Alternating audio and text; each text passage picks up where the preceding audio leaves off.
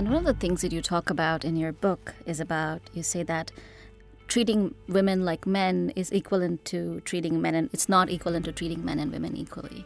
And that brings us to some of the so-called very famous, at least neo-feminist movements in the United States, like Lean In, where there's the sense that more women in corporate boardrooms, more women acting like men, is somehow the new feminism. I was wondering if you had any critiques of these movements, this new form of neoliberal feminism in which women are, again, the society demands far too much from them, and yet equality is considered to be treating women like men. Well, I think one of the problematic concepts of liberal feminism, before we get to neo, is liberal feminism was women wanting to be treated the same as men. And actually, when Jimmy Carter held a conference shortly after he was elected and asked Bella Abzug, a well-known feminist at the time, liberal feminist at the time, to set up a conference so he could hear from women. What did women want?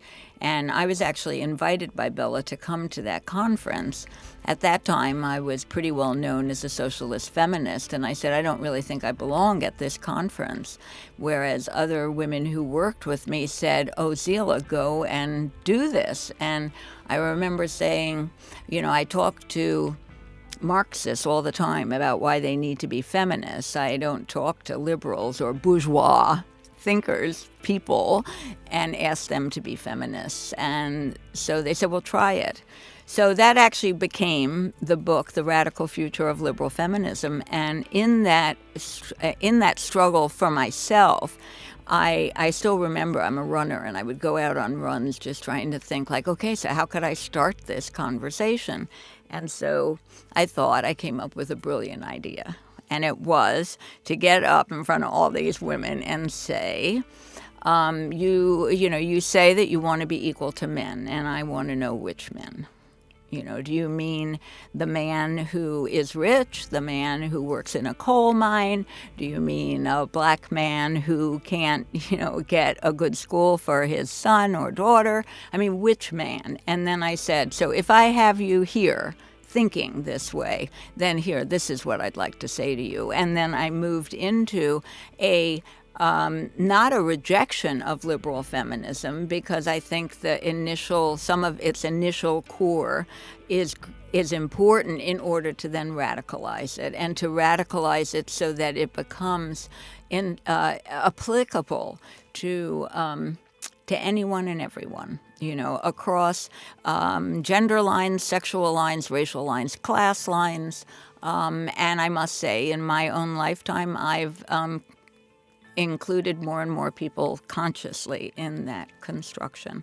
So neoliberalism, first of all, I want to say it's totally brilliant, and it is completely unacceptable. And because it is so much a part of the market mentality, the individualism and the selfishness that, I don't think any of us are good enough at not being selfish and being focused on our own achievement. And neoliberalism always is looking for how you can get more with less public commitment, more private allowance for people. And I, of course, have spent the better part of my life writing critically of Hillary Clinton long before she ever ran for president, and never accepting her concept of feminism as being radical or revolutionary enough. And so one of the hardest things I had to do in this last election, and I wrote and criticized her brutally, and asked people to take a chance on Bernie Sanders. Not that he was my hero, but that he had a platform that I thought could beat Donald Trump.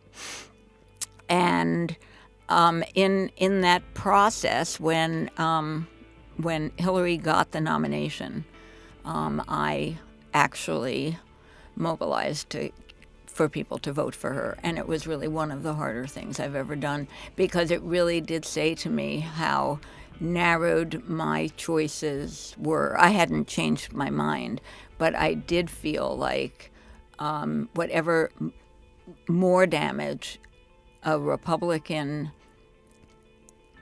what I call fascistic liberal society was going to do, that I had to do everything to fight that.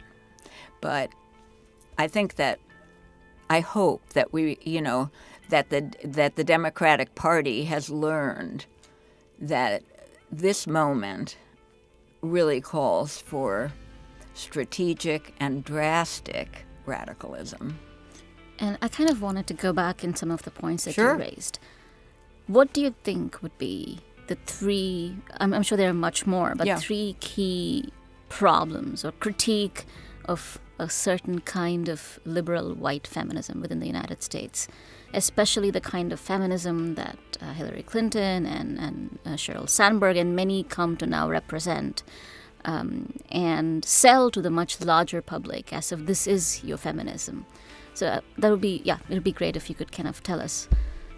Well, the biggest problem with neoliberalism is it makes a promise that that does apply, that could apply if you wanted success and wealth and freedom of choice, but to very, very few people.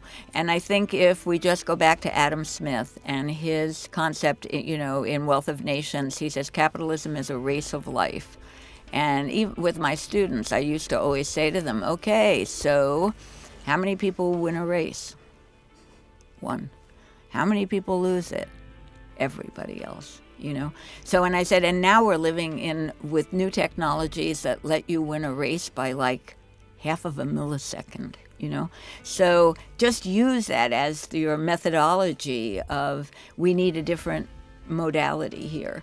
So, I mean, for me, neoliberalism on the whole, though, the wealth of this country is dependent on militarism and imperialism. So neoliberal feminists are not critical of our war stance, whether it's in Yemen, whether it's the support for Saudi Arabia or whatever. Do I think that is essential to being a feminist today? If you care about women of the world and not just women here or some women here, yeah.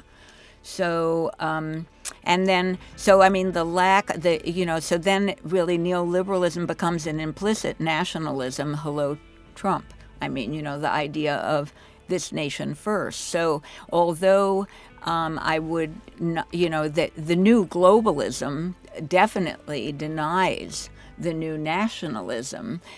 There's just, what do feminists need to be doing here? Thinking as hard as they can about how to create a world with peace in it. And that does mean you have to really be caring about black and brown and everybody, and white women. The worst thing about living in empire is you see and know the least of anyone. And that's true for anyone living in empire.